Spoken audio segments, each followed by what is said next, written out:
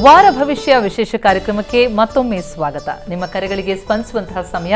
ಹಾಸನದಿಂದ ಜಗದೀಶ್ ಅವರು ಕರೆ ಮಾಡಿದ್ದಾರೆ. ಜಗದೀಶ್ ಅವರೇ ನಮಸ್ತೆ. ನಮಸ್ತೆ ಮೇಡಮ್. ಯಾರ ಬಗ್ಗೆ ಕೇಳಬೇಕು ತಾವು? ನನ್ನ ಬಗ್ಗೆ ಕೇಳಬೇಕು. ತಮ್ಮ ಬಗ್ಗೆ. ಓಕೆ, ತಮ್ಮ ಜನ್ಮ ದಿನಾಂಕ ತಿಳಿಸಿ. 3/1/1995. 3/1/95. ಸಮಯ ಬೆಳಿಗ್ಗೆ 11 ಗಂಟೆ 11:15. 11:15 ಬೆಳಿಗ್ಗೆ ಅಲ್ವಾ? ಏನ್ ಪ್ರಶ್ನೆ? ಮದುವೆ ಮತ್ತು ಸರ್ಕಾರಿ ಕೆಲಸಕ್ಕಿದೆ ಅಂತ ಹೇಳಿ. ಓಕೆ ಓಕೆ, ಖಂಡಿತ ಉತ್ತರಿಸ್ತಾರೆ ಶಾಸ್ತ್ರಿಗಳು ತಮಗೆ. ನಮಸ್ಕಾರ ಜಗದೀಶ್ ಅವರೇ. ನಮಸ್ತೆ ಗುರುಜಿ. ನಮಸ್ಕಾರ. ವಿವಾಹ ಮತ್ತು ವೃತ್ತಿ ಪ್ರಶ್ನೆ ಅಂತ ಹೇಳಿದ್ರಿ ಅಲ್ವಾ? ಹೌದು, ಸರ್ಕಾರಿ ಕೆಲಸಕ್ಕಿದೆ ಅಂತ ಕೇಳಬೇಕು ಗುರುಜಿ. ಸರ್ಕಾರಿ ಕೆಲಸ ಸಿಗುತ್ತಾ ಅಂತ ನೋಡಿ.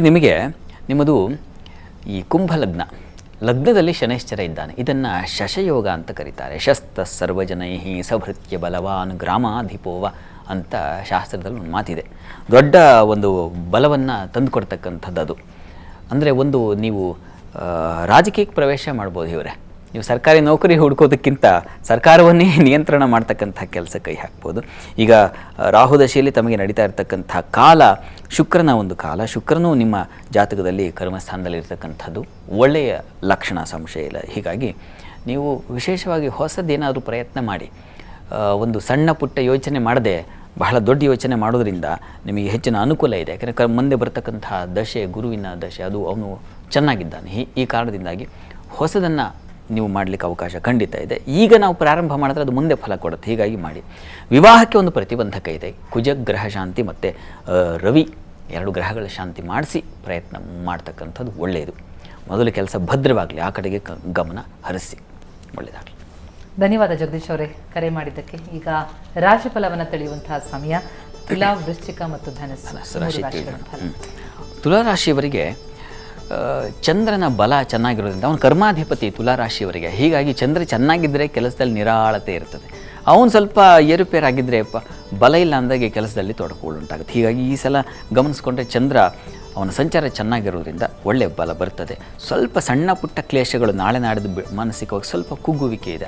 ಅದರ ಹೊರತಾಗಿ ಆನಂತರ ಚೆನ್ನಾಗಿರ್ತದೆ. ಪ್ರಧಾನವಾದ ಅಂಶ ಈ ವಾರದ ಆದಿಯಲ್ಲಿ ಅಂದರೆ ಆ ವ್ಯವಹಾರಗಳಲ್ಲಿ ತೊಡಕುಗಳು ಉಂಟಾಗೋದು, ಈ ಅತಿಯಾಗಿ ಇಷ್ಟಪಟ್ಟವರು ದೂರ ಆಗ್ತಕ್ಕಂಥದ್ದು, ಇಂಥದ್ದೊಂದು ಲಕ್ಷಣ ಇದೆ. ವಾರದ ಆದಿಯಲ್ಲಿ ನಿಮಗೆ ಸ್ವಲ್ಪ ಖಿನ್ನತೆ, ಮನಸ್ಸಿಗೆ ಬೇಸರ ಇದೆ. ಇನ್ನು ವಾರ ಮಧ್ಯದಲ್ಲಿ ಗಮನಿಸ್ಕೊಂಡ್ರೆ ಚಂದ್ರನ ಪರಿವರ್ತನೆ ಭಾಗ್ಯಕ್ಕೆ ಬಂದುಬಿಡ್ತಾನೆ. ಹೀಗಾಗಿ ಅದೃಷ್ಟದ ಮೂಲಕ ಏನು ವ್ಯಥೆ ಆಗಿತ್ತೋ ಆ ನೋವು ಮತ್ತೆ ಮರಳಿ ಹೋಗ್ತಕ್ಕಂಥದ್ದು, ವಾಪಸ್ ಸುಸ್ಥಿತಿಗೆ ಮತ್ತೆ ಯಥಾಸ್ಥಿತಿ ಅಂತೀವಲ್ಲ ಆ ರೀತಿ ಬರ್ತಕ್ಕಂಥ ಸಾಧ್ಯತೆ ಚೆನ್ನಾಗಿದೆ. ಹಾಲು ಹೈನುಗಾರರಿಗೆ, ಕೃಷಿ ಉತ್ಪನ್ನದಲ್ಲಿರ್ತಕ್ಕಂಥವರಿಗೆ, ಧಾನ್ಯ ವ್ಯಾಪಾರಿಗಳಿಗೆ, ವಸ್ತ್ರ ವ್ಯಾಪಾರಿಗಳಿಗೆ ತುಂಬ ಚೆನ್ನಾಗಿದೆ, ಅನುಕೂಲಕರವಾಗ್ತಾ ಹೋಗುತ್ತೆ. ಕುಜನು ಪರಿವರ್ತನೆ ತೃತೀಯಕ್ಕೆ ಬಂದಾಗ ಅವನು ಅದು ವಿಕ್ರಮ ಸ್ಥಾನ. ಹೀಗಾಗಿ ವಿಕ್ರಮವನ್ನೇ ತಂದು ಕೊಡ್ತಾನೆ. ಹೀಗಾಗಿ ಹೊಸ ಪ್ರಯತ್ನಗಳಿಗೂ ಸಾಹಸಗಳು ಪೊಲೀಸ್ ಡಿಪಾರ್ಟ್ಮೆಂಟಲ್ಲಿರ್ತಕ್ಕಂಥವ್ರು, ಆರಕ್ಷಕ, ಇನ್ನೇನು ಸೇನೆಯಲ್ಲಿರ್ತಕ್ಕಂಥವ್ರು, ಅಗ್ನಿಶಾಮಕ ಠಾಣೆ, ಇಲ್ಲೆಲ್ಲ ಇವರಿಗೆಲ್ಲ ತುಂಬ ಚೆನ್ನಾಗಿದೆ. ಒಳ್ಳೆ ಧೈರ್ಯ, ಸಾಹಸ, ಒಳ್ಳೆಯ ಬಲ ಒಳ್ಳೆ ಪ್ರಶಂಸೆ ಸಿಗ್ತಕ್ಕಂಥ ಸಾಧ್ಯತೆ ಚೆನ್ನಾಗಿದೆ. ಇನ್ನು ವಾರದ ಅಂತ್ಯದಲ್ಲಿ ಕೂಡ ಶುಕ್ರವಾರ ಶನಿವಾರದ ಮಟ್ಟಿಗೂ ನಿಮಗೆ ತುಂಬ ಚೆನ್ನಾಗಿದೆ. ಯಾಕೆಂದರೆ ಕರ್ಮಸ್ಥಾನಕ್ಕೆ ಬಂದಾಗ ಕಾರ್ಯಸಿದ್ಧಿಂ ಅಂತ ಹೇಳುತ್ತೆ. ಹೀಗಾಗಿ ನೀವು ಕೈ ಹಾಕಿದ್ದೆಲ್ಲ ಅಲ್ಲಿ ಸಕ್ಸಸ್ ಆಗ್ತಾ ಹೋಗ್ತಕ್ಕಂಥ ಸಾಧ್ಯತೆ ತುಂಬ ಚೆನ್ನಾಗಿದೆ. ಈ ವಾರ ನಿಮಗೆ ಯಾವುದೂ ಅಷ್ಟು ತೊಡಕಿಲ್ಲ. ವಾರ ಅಂತ್ಯದಲ್ಲಿ ನಿಮಗೆ ಸ್ವಲ್ಪ ಪ್ರಯಾಣದಲ್ಲಿ ತೊಂದರೆ ಮತ್ತು ಥ್ರೋಟ್ ಇನ್ಫೆಕ್ಷನ್ ಆಗೋ ಲಕ್ಷಣ ಸೂಚಿಸ್ತಾ ಇದೆ. ಸ್ವಲ್ಪ ಹುಷಾರಾಗಿರಬೇಕು ಆ ಒಂದು ವಿಚಾರದಲ್ಲಿ. ಗ್ರಾಮದೇವತಾ ದರ್ಶನ ಮಾಡ್ತಕ್ಕಂಥದ್ದು ಮತ್ತು ನೀವು ದುರ್ಗಾ ಕವಚವನ್ನು ಕೇಳಿಸ್ಕೊಳ್ತಕ್ಕಂಥದ್ದು 2 ಕೂಡ ತುಂಬ ಒಳ್ಳೆಯದು. ಇನ್ನು ವೃಶ್ಚಿಕ ರಾಶಿಯನ್ನು ಗಮನಿಸ್ಕೊಂಡ್ರೆ ವೃಶ್ಚಿಕ ರಾಶಿಯವರಿಗೆ ಚಂದ್ರ ಚೆನ್ನಾಗಿದ್ದ. ನಾಳೆ ನಾಡಿದ್ದು ನಿಮಗೆ ತುಂಬ ಚೆನ್ನಾಗಿರ್ತದೆ. ಸಾಮರಸ್ಯದ ದಿವಸ, ವ್ಯಾಪಾರದಲ್ಲಿ ವೃದ್ಧಿ ಆಗ್ತಕ್ಕಂಥದ್ದು, ದೂರ ಪ್ರಯಾಣ ಇದ್ದರೆ ಅದಕ್ಕೊಂದು ಅನುಕೂಲ ಆಗ್ತಕ್ಕಂಥದ್ದು, ಈ ಥರದ್ದೆಲ್ಲ ಚೆನ್ನಾಗಿದೆ. ಹಣಕಾಸಿನ ಅನುಕೂಲವೂ ತುಂಬ ಚೆನ್ನಾಗಿರ್ತದೆ. ವಾರ ಮಧ್ಯದಲ್ಲಿ ಗಮನಿಸ್ಕೊಂಡ್ರೆ ಈ ಕುಜ ಶುಕ್ರರ ಒಂದು ಕುಜ ಮತ್ತು ರವಿ ಬುಧರ ಯುತಿ ಇದೆಲ್ಲ ತುಂಬ ಚೆನ್ನಾಗಿದೆ. ಹೀಗಾಗಿ ಅನುಕೂಲ. ಕುಜನ ಪರಿವರ್ತನೆ ಧನಸ್ಥಾನಕ್ಕೆ ಹೋಗ್ತಕ್ಕಂಥದ್ದು ತುಂಬ ಒಳ್ಳೆಯದು. ಹೀಗಾಗಿ ಹಣ ಸಮೃದ್ಧಿ ಆಗ್ತಕ್ಕಂಥ ಸಾಧ್ಯತೆ ಇದೆಲ್ಲ ತುಂಬ ಚೆನ್ನಾಗಿದೆ. ಸ್ವಲ್ಪ ಪ್ರಯಾಣದಲ್ಲಿ ತೊಂದರೆ ಸೂಚಿಸ್ತಾ ಇದೆ. ವಾರ ಮಧ್ಯದಲ್ಲಿ ಮತ್ತು ಉದರ ಬಾಧೆ, ಮಕ್ಕಳ ವಿಚಾರದ ಸ್ವಲ್ಪ ಅಸಮಾಧಾನ ಸೂಚಿಸ್ತಾ ಇದೆ. ಇದರ ಬಗ್ಗೆ ಸ್ವಲ್ಪ ಗಮನ ಹರಿಸಬೇಕು. ಸಣ್ಣ ಪುಟ್ಟ ಕಿರಿಕಿರಿ ಅಷ್ಟೇ, ಪ್ರಮಾದ ಇಲ್ಲ. ಇನ್ನು ವಾರಾಂತ್ಯದಲ್ಲಿ ಗಮನಿಸ್ಕೊಂಡ್ರೆ ಸ್ವಲ್ಪ ಈ ಸೇವಕರಿಂದ ತೊಂದರೆ ಉಂಟಾಗೋದು, ಗಂಟಲು ಕಿವಿ ಬಾಧೆ ಸೂಚಿಸ್ತಾ ಇದೆ. ಇವುಗಳ ಬಗ್ಗೆ ಸ್ವಲ್ಪ ಗಮನ ಇರಲಿ. ಅದರ ಹೊರತಾಗಿ ನಿಮಗೆ ದೈವಾನುಕೂಲ ತುಂಬ ಚೆನ್ನಾಗಿದೆ. ಕ್ಷೇತ್ರ ದರ್ಶನ ಇತ್ಯಾದಿ ಅನುಕೂಲ ಆಗ್ತಕ್ಕಂಥ ಸಾಧ್ಯತೆ, ಒಳ್ಳೆಯ ಸಾಧು ಸಂತರ ಭೇಟಿ, ಈ ಥರದ್ದೆಲ್ಲ ಚೆನ್ನಾಗಿದೆ. ಸುಬ್ರಹ್ಮಣ್ಯ ಕವಚ ಕೇಳಿಸ್ಕೊಳ್ಳಿ. ಅದನ್ನು ನೀವು ಪ್ರತಿ ದಿವಸ ಕೇಳಿಸ್ಕೊಂಡ್ರೆ ಆರೋಗ್ಯದಲ್ಲಿ ಏನು ವ್ಯತ್ಯಾಸ ಅಲ್ಲಿ ಆ್ಯಕ್ಚುಲಾಗಿ ಬುಧವಾರ ಗುರುವಾರದಿಂದ ನಿಮಗೇನು ಶುರುವಾಗುತ್ತೆ, ಅಲರ್ಜಿ ಶುರುವಾಗೋ ಸಾಧ್ಯತೆ ಇರುತ್ತೆ. ಹೀಗಾಗಿ ಇದು ಆಗಬಾರ್ದು ಅಂದರೆ ಕೇಳಿಸ್ಕೊಂಡು ಒಳ್ಳೆಯದು. ಇನ್ನು ಧನುಸ್ಸು ರಾಶಿ.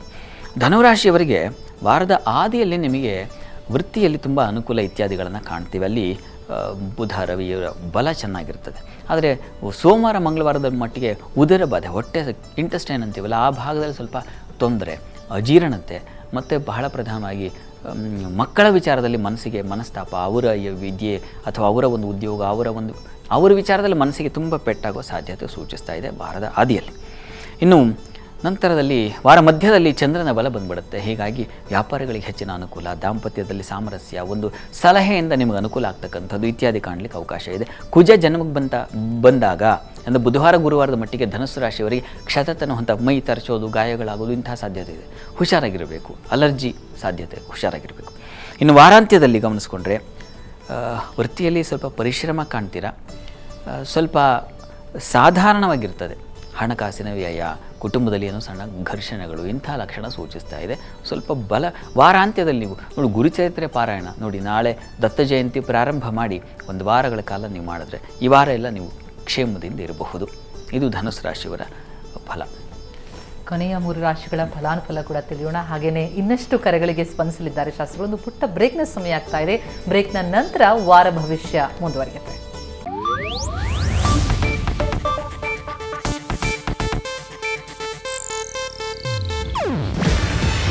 ಇದು ಏಷ್ಯಾನೆಟ್ ನ್ಯೂಸ್ ನೆಟ್ವರ್ಕ್ ಪ್ರಸ್ತುತಿ.